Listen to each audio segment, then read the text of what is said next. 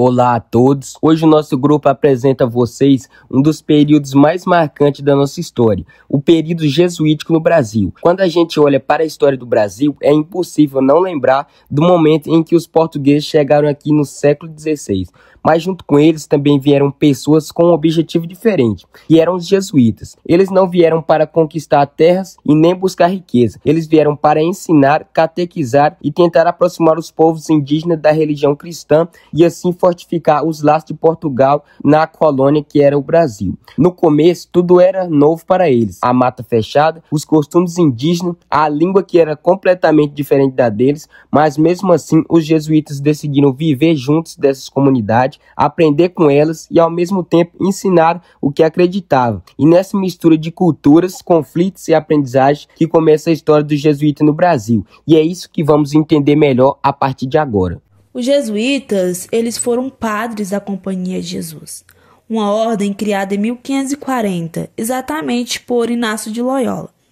Eles trabalhavam principalmente com educação, evangelização e tiveram um papel muito importante na expansão do catolicismo. No Brasil, eles chegaram por volta de 1549, junto com Tomé de Souza, que era o primeiro governador-geral. O grupo ele era liderado por Manuel da Nóbrega e tinha José de Anchieta, que era um nome muito importante, porque ele foi um dos principais jesuítas do Brasil colonial, pelo fato que ele aprendeu a língua indígena, escreveu a primeira gramática tupi e ajudou a fundar escolas e também os aldeamentos. Eles conviveram com os povos indígenas, eles aprenderam, suas línguas, registraram seus costumes e criaram aldeamentos e escolas. A atuação dos jesuítas marcou muito a cultura, a sociedade também e na religião do Brasil colonial. Os jesuítas chegaram querendo converter os indígenas ao cristianismo, ensinando seus costumes, religião e seu conhecimento para eles. Mas os jesuítas tinham para si que o costume dos índios era totalmente errado e a língua que eles falavam também. Queriam que os indígenas mudassem e se tornassem como eles eram, mudando até mesmo a língua e o jeito de falar deles.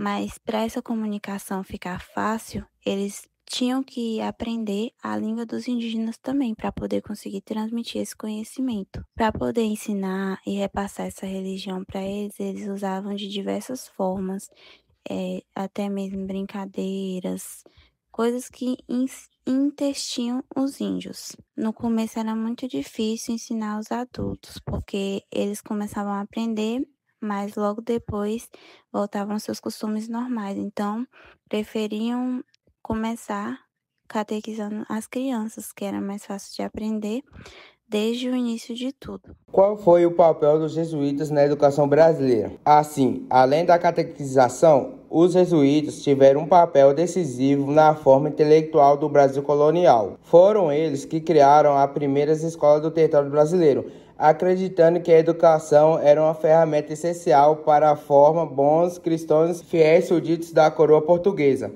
Nos colégios jesuítas, os alunos aprendiam leituras, escrituras, cálculos básicos, além de músicas, teatro, latim e moral religiosa, sempre com forte enfoque da doutrina cristã. Essa educação não tinha apenas a propósito de ensinar conteúdos, mas também de moldar comportamento, pensamentos e crenças, conforme os interesses religiosos e coloniais. O modelo pedagógico implantado pelos jesuítas marcou profundamente a história do ensino do Brasil, influenciando práticas, métodos e valores que permaneceram por séculos, deixando um legado que ecoa ainda hoje em nossa cultura educacional. Tempos depois, os jesuítas começaram a se desentender com os colonos portugueses, devido a vários problemas, sendo eles a criação de aldeamentos, onde basicamente eram aldeias criadas para a proteção dos indígenas. Além disso, eles tinham controle de várias terras, inclusive várias escolas, Com isso, em 1759, o Marquês de Pombal, que era basicamente o ministro do rei Dom José I, mandou expulsar o jesuíta de Portugal e de todas as colônias.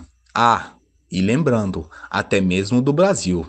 Tá, mas o que levou à expulsão dos jesuítas? Em pensamento, Marquês de Pombal acreditava que o jesuíta atrapalhava as reformas do governo. Também ele acreditava que os jesuítas queriam também até mesmo mandar mais do que o próprio rei. Ok, indo mais à frente, depois da expulsão do jesuíta, as escolas jesuítas foram fechadas, os indígenas perderam a proteção e o governo assumiu o controle da educação.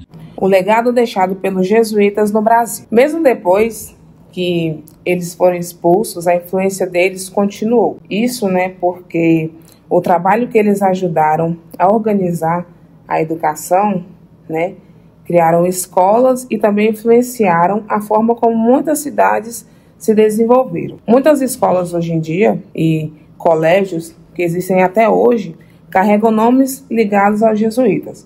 Isso mostra, que a presença deles ficou marcada não só na educação, mas também na cultura e na religiosidade do povo brasileiro. Além disso, várias igrejas antigas, festas religiosas e tradições populares têm origem nesse período em que os jesuítas atuaram.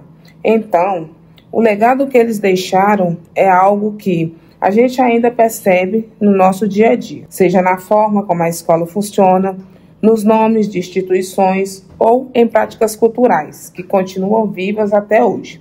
Por isso, quando a gente fala dos jesuítas, não é só sobre o passado, é também sobre como parte da nossa história e da nossa educação foi construída a partir da presença deles.